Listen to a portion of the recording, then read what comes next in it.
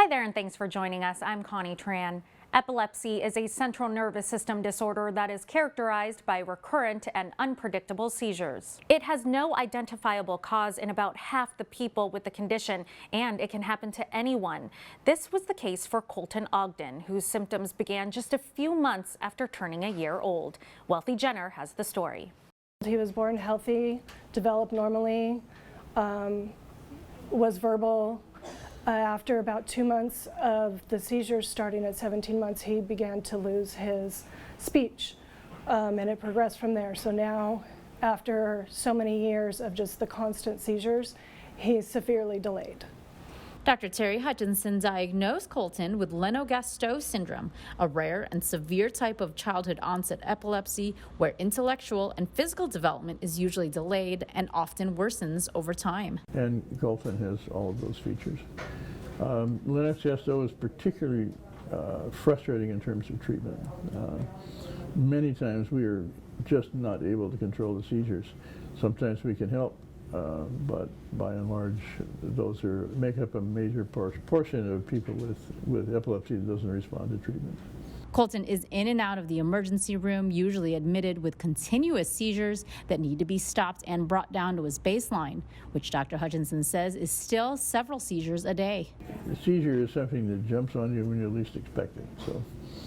So that's what epilepsy is. It's recurrent, unprovoked seizures. There's no cure. And you know, epilepsy is a major source of disability in this country. It's a major source of death. And with that, it's just, you're constantly just chasing the next thing, hoping for a new medication to come out, hoping for a new treatment that can alleviate some of the problems or side effects from some of the drugs he has to be on. He's on 6 medications right now that just make him sleepy. They can cause kidney problems. So whenever anything new comes out, of course, we try it. But Dr. Hutchinson says oftentimes it's the family members that need him more than the patient does. He's developed a strong bond with Lori, along with her son. A wonderful lady. I feel close to her. She's like part of my family. And, you know, when Colton's in the hospital, I spend more time with her than I do with Colton. Obviously, I always say in pediatrics we don't treat patients, we treat families. I didn't really think about that until he said it, but it's very true.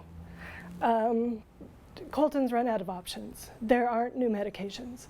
So when he comes to the hospital at 3 a.m., it's to settle me down. It's to build me back up so that I can fight for him again. It's definitely a family illness, and it's a family recovery. I have other children at home, so it's always a juggle on who goes where, who does what while mom's gone, because Colton takes a lot of time. People who have kids with Lennox-Gastaut, often their life has changed. I'd say it's a door you walk through, you can't come back. And once you go through that door, you're never going to be the same again. Colton's diagnosis requires him to see several specialty doctors periodically, and Community Regional's Pediatric Specialty Center makes it easier for Lori, Colton, and everyone involved. What is great about here is they're all together. All the specialties are together, they work together, they know each other.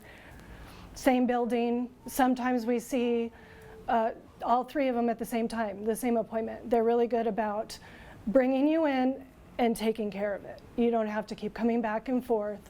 It's a one-stop shop. Staff at Community Regional know Colton by name, and Colton has grown comfortable around them, even showing a playful demeanor at times.